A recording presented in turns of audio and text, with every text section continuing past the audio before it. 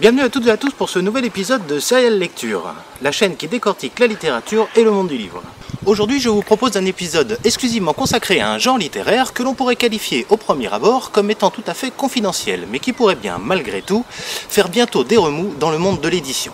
Aujourd'hui, nous allons parler du nature writing. Le nature writing, ou roman des grands espaces comme nous pourrions le traduire, est une tendance qui ne cesse de progresser dans le cœur des lecteurs et des lectrices francophones. Les romans des grands espaces sont des œuvres littéraires dont le cadre de l'action a un lien avec une situation géographique bien particulière. La nature devient alors un élément indissociable des événements rapportés dans le récit. Ainsi, un roman classé nature writing peut aussi bien être un essai qu'un roman initiatique, voire même un polar. Il ne faut cependant pas confondre les romans des grands espaces, les nature writing donc, avec un autre genre littéraire bien de chez nous, à savoir le roman de terroir.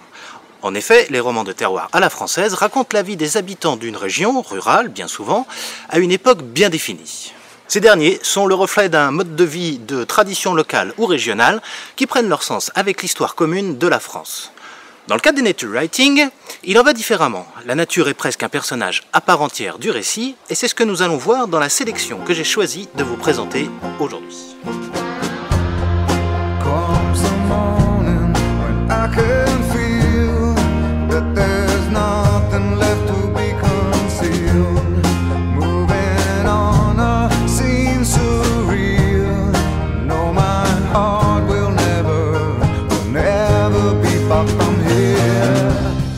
Pour le premier titre de cette sélection, je voudrais d'abord m'adresser aux jeunes lecteurs et lectrices en conseillant 12 ans, 7 mois et 11 jours de Loris Murray.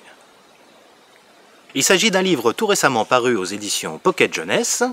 Notre héros, prénommé Walden, en hommage au livre de Henry David Thoreau, est abandonné par son père en pleine nature alors qu'il n'a que 12 ans. Contraint à se débrouiller seul dans l'immense forêt du Maine, il va apprendre à survivre malgré lui avec le peu dont il dispose, à savoir quelques boîtes de conserve, une carabine et des livres.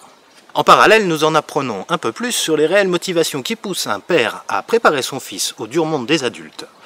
Une lecture plaisante et assez prenante que je conseille aux 10-15 ans. Intéressons-nous maintenant à Into the Wild de Jon Krakauer. Vous connaissez sans doute la sublime adaptation cinématographique réalisée par Sean Penn en 2007. Ce film s'inspire du livre éponyme de Jon Krakauer, paru en 1996, et qui raconte la véritable histoire d'un certain Christopher McCandless. Ce jeune Américain fraîchement diplômé décide, contre toute attente, de rompre avec le confort d'une bonne situation sociale pour aller vivre au cœur de la nature sauvage. Il va pour cela tout laisser derrière lui et partir sur des routes qui le mèneront, après bien des difficultés, mais également de purs moments de bonheur, jusqu'en Alaska. Le récit commence par la découverte du corps sans vie de Christopher dans un vieux bus abandonné en plein cœur de l'Alaska. Puis le narrateur revient sur les 2 années précédant la mort du jeune homme, une période de vagabondage à travers les contrées les plus sauvages des États-Unis, jusqu'au but ultime de son rêve, mais aussi de son existence, l'immense solitude du Grand Nord. Christopher McCandless, ne pouvant rebrousser chemin au moment opportun à cause des rivières gonflées par la fonte des glaces, va mourir de malnutrition ou d'intoxication alimentaire selon les versions. Je vous rassure, je ne spoile pas la fin car tout ceci est relaté dès le début du livre. Le récit est d'ailleurs entrecroisé ça et là des propres expériences en milieu sauvage de l'auteur lui-même, mais également de discussions avec d'autres voyageurs de l'extrême. Et c'est là le seul petit défaut de ce livre, car ces coupures gênent quelque peu, à mon sens, la narration du destin tragique du jeune Christopher McCandless. Cependant, j'espère que cet argument, tout à fait personnel, ne vous empêchera pas de dévorer Into the Wild.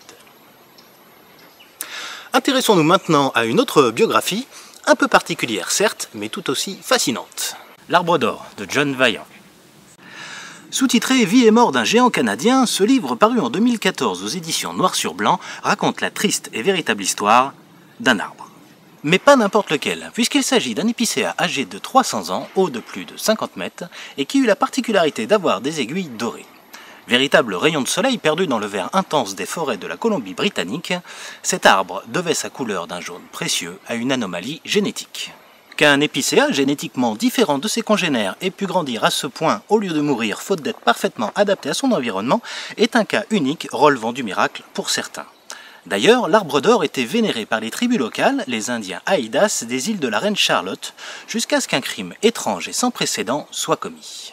Grant Hadwin est un bûcheron très expérimenté, capable de partir seul dans la nature sauvage et de survivre loin de toute civilisation.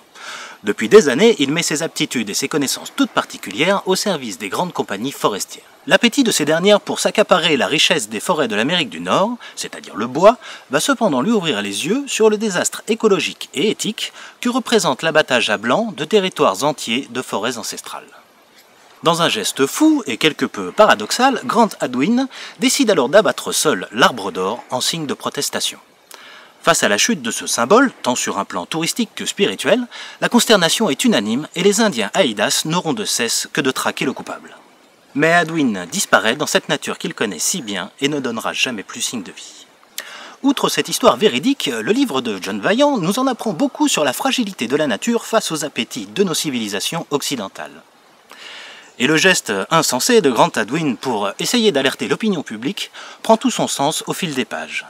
Un très beau livre, comprenant d'ailleurs quelques photos qui illustrent parfaitement le récit. Et il n'était pas question de faire un épisode 100% nature writing sans évoquer avec joie le travail remarquable de la maison d'édition Guildemaster. Guildemaster règne en maître sur ce courant littéraire, à tel point que faire ici la liste de leurs meilleures parutions reviendrait à faire une vidéo beaucoup trop longue. Je vais donc assez arbitrairement choisir deux ouvrages d'un même auteur parus aux éditions Guildemaster. Le gang de la clé à molette et le retour du gang de la clé à molette d'Édouard Dabet. Peu connu en France, les parutions tardives de son œuvre en sont une preuve. Édouard Dabet est cependant très apprécié aux États-Unis, son pays natal, où il vécut de 1927 jusqu'à sa mort en 1989. Il passera son enfance dans les Appalaches et sera très tôt fasciné par les paysages de l'Ouest américain, grâce notamment au cinéma et plus particulièrement au western. À l'âge de 17 ans, il entreprend une expédition en autostop à travers les États-Unis et tombe sous le charme du désert des Four Corners, point de convergence entre les 4 États que sont l'Arizona, le Colorado, le Nouveau-Mexique et l'Utah. Après des études brillantes et d'autres voyages à la découverte de l'Ouest sauvage, il se lance dans l'écriture et devient également un militant écologiste radical. J'aurais pu vous présenter Désert solitaire ou encore Le feu sur la montagne, deux excellents titres d'Édouard Dabet, mais j'ai une sympathie toute particulière pour Le gang de la clé à molette et sa suite, parus respectivement en 2006 et 2007. Aux États-Unis, ces titres ont été publiés en 1975 pour le premier et 1989 pour le second. Dans ces œuvres, nous suivons les aventures de 4 personnages qui ont a priori peu de points communs, hormis une certaine aversion, voire une haine, contre toutes les activités humaines qui polluent et détruisent l'environnement. Ensemble, ils vont constituer une équipe d'activistes radicaux, experts en sabotage, n'hésitant pas à dynamiter les installations de ceux qu'ils qualifient comme leurs ennemis.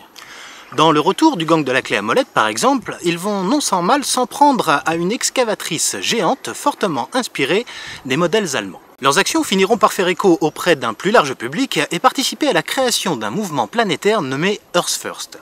Et là, la réalité rejoint la fiction puisque ce mouvement existe bel et bien sous ce nom et en grande partie grâce aux écrits d'Édouard Dabet. Mais ceci est une autre histoire que je vous raconterai une autre fois. Voilà, cet épisode est à présent terminé. J'espère qu'il vous aura donné envie de découvrir ou redécouvrir ces livres 100% nature, tout en précisant si besoin qu'il s'agit bien évidemment d'une liste non exhaustive. D'ailleurs, si vous voulez aller plus loin sur ce thème, je vous recommande également la lecture des livres suivants. 1000 femmes blanches de Jim Fergus, J'ai entendu pleurer la forêt de Françoise Perriot, Rite d'automne de Dan O'Brien, et L'appel de la forêt, bien sûr, un classique signé Jack London. Vous retrouverez toutes les références des livres dont on vient de parler en barre d'infos. Si vous avez aimé cette vidéo, n'hésitez pas à la partager sur les réseaux sociaux, ce qui contribuera grandement à faire connaître la chaîne, mais également à tabasser le pouce de votre choix en me laissant des commentaires, et pourquoi pas me rejoindre sur la page Facebook de Serial Lecture. Je vous donne rendez-vous pour ma part dans quelques semaines pour un nouvel épisode, alors d'ici là, portez-vous bien. Ciao.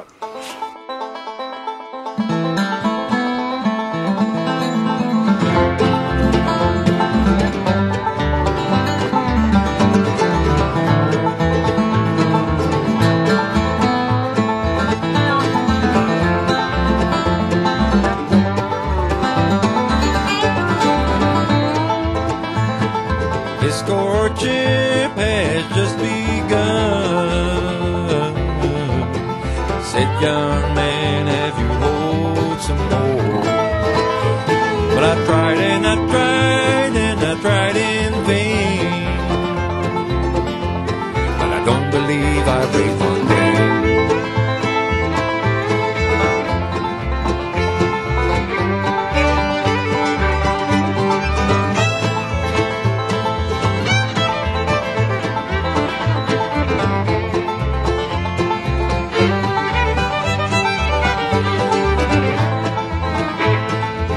He went down